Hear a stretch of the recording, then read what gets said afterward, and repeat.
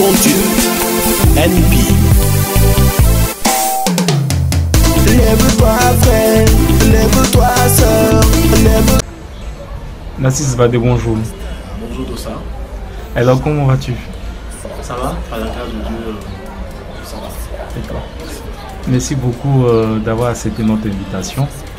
Merci. Alors, on te connaît sous le nom de NB. Oui, NB. Que signifie NB? NB, c'est juste mes initiales, Nassis Vade, tout simplement. D'accord. Et que fais-tu dans la vie? Je bosse dans les télécoms. D'accord. Et puis, je suis chanteur. J'ai un bout de temps. J'essaie de consacrer ce temps à Dieu. En composant, en écrivant, en chantant. Et puis, je suis aussi arrangeur. Aussi arrangeant. Alors, parle-nous un peu de ta carrière en tant que chanteur de l'Éternel. Ma carrière a débuté tout jeune déjà, adolescent. Je suis né dans une famille chrétienne. Et puis déjà, tout petit, mon grand frère m'a initié au piano, au synthétiseur. J'ai un grand frère musicien qui est pasteur. Et avec lui, j'ai développé certains talents de musicien. Jusqu'à un certain âge, mes 19 ans, 20 ans, baissé par les disques de mon père. Il avait beaucoup de disques négro spirituels. Il avait des disques de jazz, Maria Jackson, en tout cas tous les grands du gospel d'avant, la blues, du jazz. Bon, toutes ces choses-là m'ont bercé. Je me suis moi-même intéressé à l'harmonie vocale. J'ai commencé à écouter des groupes tels que Acapella, tels que Texas, jusqu'à ce que moi-même je monte un premier groupe. Là, j'étais en seconde terminale à Dalois. Le groupe s'appelait Newborn. Quand j'ai eu le bac, je devais venir pour des études universitaires à l'université de Cocody. Je suis venu avec mon groupe. À la grâce de Dieu, on a eu un producteur. Le groupe a enregistré, c'est dans les 99-2000. Et l'album n'est jamais sorti à cause des trucs que le pays a connus. Après ça, j'ai monté encore un autre groupe en 2003-2004. Un autre groupe de gospel a cappella. J'aime beaucoup l'harmonie vocale.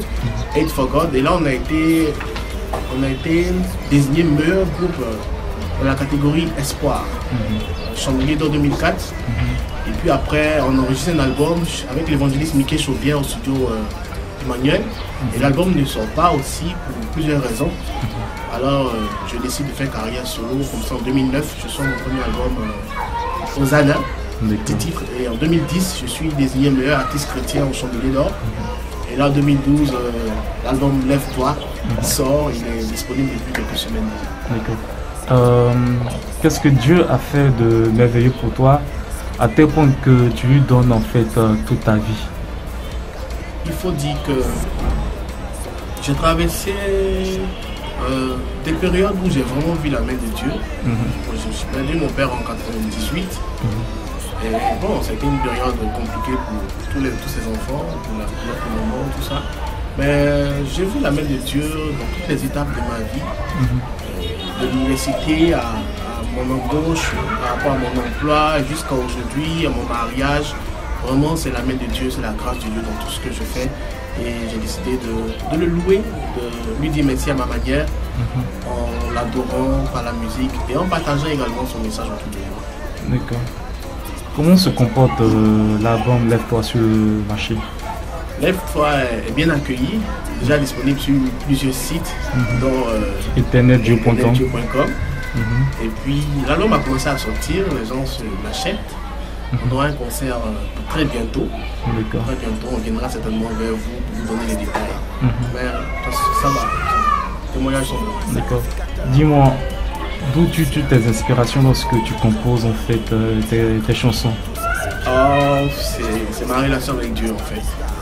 Mes inspirations viennent de ce que je ressens, de ma vie avec Dieu, de mon entourage. Et je pense que c'est l'Esprit de Dieu qui m'inspire. Parle-nous un peu de tes bons et mauvais moments que tu as connus dans le monde de la musique religieuse. Dans le monde de la musique, vous savez, c'est comme dans tout domaine de la vie, il y a des hauts, il y a des bas. Bon, il faut dire que mes 2 premières expériences d'album avec mon groupe Newborn et Hate for God, on a mis plein d'argent, on avait de vrais producteurs, des gens qui étaient vraiment assis. On a une carrière vraiment excellente. Mais bon, vous savez, Dieu a ses plans. Hate for God, on a enregistré à plus d'1 million. L'album n'est jamais sorti. Nous, on avait un producteur connu de la place, l'album devait sortir sur Jack Music, tout ça, tout était déjà signé.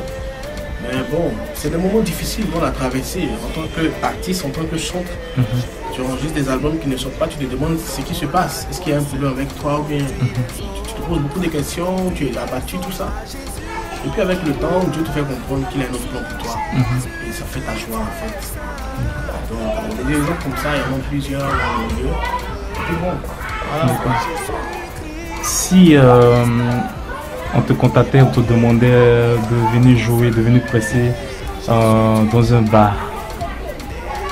Pour l'instant, je ne presse pas dans les bars. Je ne sais pas si ça pourrait changer parce que je me laisse inspirer par Dieu, je me laisse diriger par Dieu. Mais pour l'instant, ce serait non. Ce serait non. Et pourquoi? C'est par conviction personnelle. Hein. On pourrait dire, oui, il faut aller, il y a des âmes à gagner là-bas, tout ça, il y a des gens aussi qui veulent entendre Dieu. Mais quand on va dans un bar, la première option, c'est pas dans le but de venir écouter la parole de Dieu. C'est vrai, on pourrait rentrer dans un bar, passer quelques mots, prêcher. Mais ceux qui vont dans un bar, le premier objectif n'est pas de venir écouter la parole de Dieu. Donc je pense qu'il y a des endroits plus indiqués. Ceux qui sont convaincus d'aller prêcher dans des bars, moi je n'ai rien contre. Je dis pour l'instant que moi je ne suis pas encore convaincu d'aller dans un bar, dans une boîte de nuit pour prêcher. Je ne suis pas encore convaincu, je ne sens pas ça pour l'instant. Quelles sont tes relations avec les autres chantes? Oh, j'ai de très bonnes relations avec les autres chantres. À la fête de la musique, par exemple, il y a quelques mois, j'étais invité par le chanteur Charles Alao. J'ai fait la tournée de Anya Pata avec elle. J'ai fait une première partie de Nestor David. J'ai même contribué un peu à la tournée de Boniface. C'était à Williamsville, à l'église Saint-Inquisiteur, je crois. Voilà. Donc j'ai de très bonnes relations avec tout le monde. J'ai travaillé un peu avec Pasteur Guy aussi. Avec Nana Wing, avec plusieurs autres choses. Ta musique, ta composition appelle à l'espoir et voit même souvent est considérée comme un remède de guérison spirituelle. Qu'en penses-tu? C'est un plaisir pour moi que les gens soient touchés par ce que je fais. Je me rappelle une fois, j'avais une prestation à l'hôtel communal et une dame est venue me voir. Une chanson qu'elle entendait souvent sur une radio. Je ne savais pas que c'était moi qui la chantais. Le jour-là, quand elle m'a découvert, elle est venue témoigner que ma chanson avait aidé à la délivrer. Moi, j'ai béni le nom de l'Éternel. Et si les gens, comme cette dame-là, trouvent que ma musique apporte l'espoir, ma musique apporte la guérison, je pense que l'objectif est atteint. Parce que c'est ce pourquoi Dieu m'amène à exercer ce ministère. Donc, je dis gloire à Dieu. NB, Oui. alors, qu'as-tu apporté de particulier à la musique religieuse? La musique chrétienne. Ouais. Ce que j'ai de particulier, je pense que c'est ceux qui m'écoutent qui vont voir la particularité de ce que je fais. J'insiste beaucoup sur les textes. Et je ne chante pas forcément ce que c'est dans le chant. J'attire beaucoup l'attention de tous ceux qui m'écoutent au retour à Dieu. Nous connaissons un peu le temps que nous vivons, la jeunesse, la dépravation, beaucoup de choses. Et moi, je dis aujourd'hui que le retour de Jésus est proche. C'est nous jeunes, il est temps d'utiliser notre jeunesse pour ramener les autres. Et ça va aussi par notre comportement qui doit être exemplaire. Donc, j'insiste beaucoup sur les textes. Je partage beaucoup ce que je ressens dans ma relation avec Dieu, avec ceux qui m'entourent. Et puis, c'est un mélange de tout. Il y a de la musique d'écoute, c'est la musique de réjouissance et donc c'est tout ça qui fait. De toute façon, chacun a sa particularité. Et puis, bon, c'est difficile d'écrire soi-même, de donner sa particularité, mais je pense que c'est ceux qui écoutent qui pourront bien voir la différence entre ce que je fais et ce qu'ils ont l'habitude d'écouter. Je pense que c'est l'esprit de Dieu qui m'envoie. NP. Lève-toi frère, lève-toi sœur, lève-toi. Oh oui, Jésus-Christ. Lève-toi frère, lève-toi sœur, lève-toi. Oh oui, Jésus-Christ. NP.